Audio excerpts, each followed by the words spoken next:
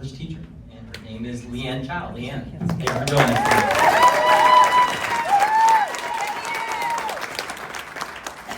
Thank you so much for the opportunity to address this gathering. Thank you to my brother Max for hosting us here tonight. And it's my honor here to be here tonight to represent PSEA. A shout out to PSEA, the Pennsylvania State Education Association. And I'm here tonight, as Steve said, my name is Leigh Ann Chow. I'm an English teacher at Mechanicsburg Area Senior High School. I'm also a constituent of Scott Perry's in the 10th District. I live in Upper Allen Township, Cumberland County, and I'm a teacher, a parent, and a taxpayer in my school district. But tonight I speak as an individual.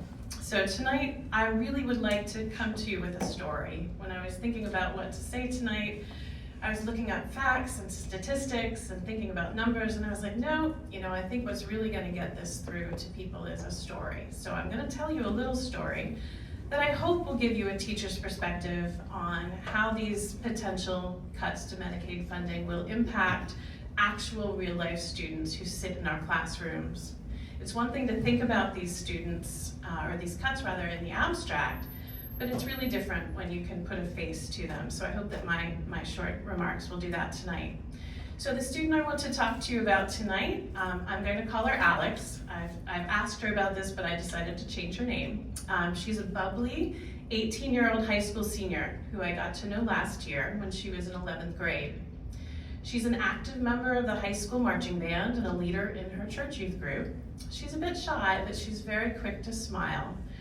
Basically, she's just a really awesome kid who makes it a joy to work as a public educator. Alex also happens to be deaf. Because of her exceptionality, she has an individualized education program, which in ed speak we call an IEP, which is actually a legally binding document that makes her eligible for certain services to ensure that she has access to the same educational opportunities that her non-disabled peers have. By the way, that's one of the great things about public education. We don't pick and choose who comes through our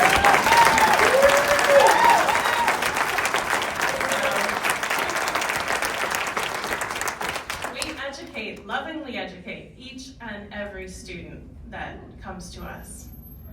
So Alex's IP states that she will be provided with audiology services as well as interpreting for all academics, after-school programs, and field trips. And guess where that funding comes from? Yeah, so the funding for those services, her audiology sessions, as well as the reimbursement for the salary for her interpreters, is paid through something called the School-Based Access Program, so the SBAP. Which is, it's Medicaid funded. And because of this House budget resolution that guy was proud to vote for, that funding is on the chopping block. Yeah, right, exactly. Right there.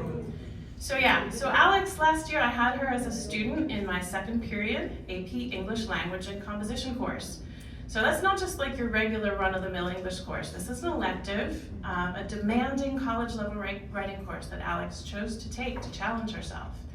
She was a curious and engaged student.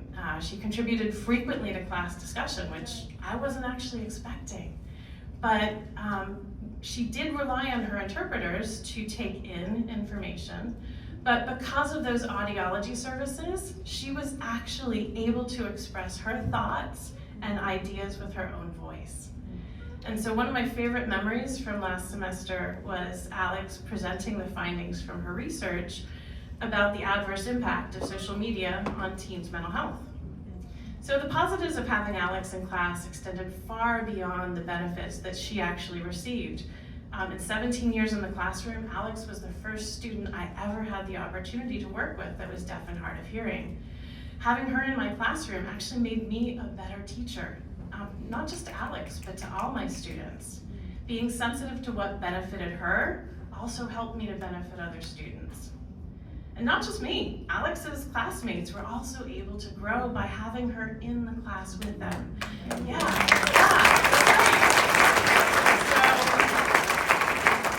Working with her on a daily basis and recognizing that the value of someone's contributions aren't defined by the way they can communicate, that was amazing.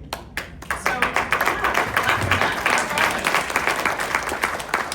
so by having students like Alex in our classrooms, we all become better, more empathetic human beings. So Alex is living proof of the power of public education.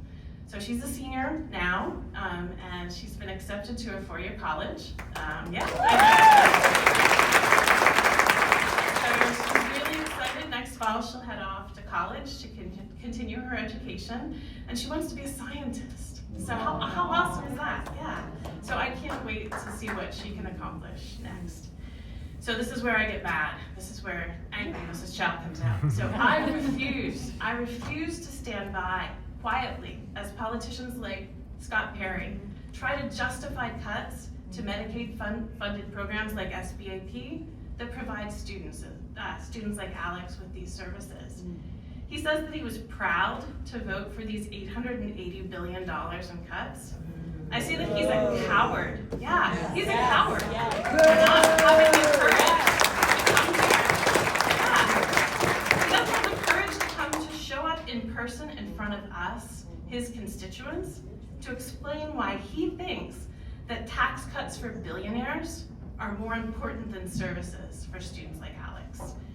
So thank you once again for having me here tonight. Thank you to my brothers and sisters and the other activists on this panel.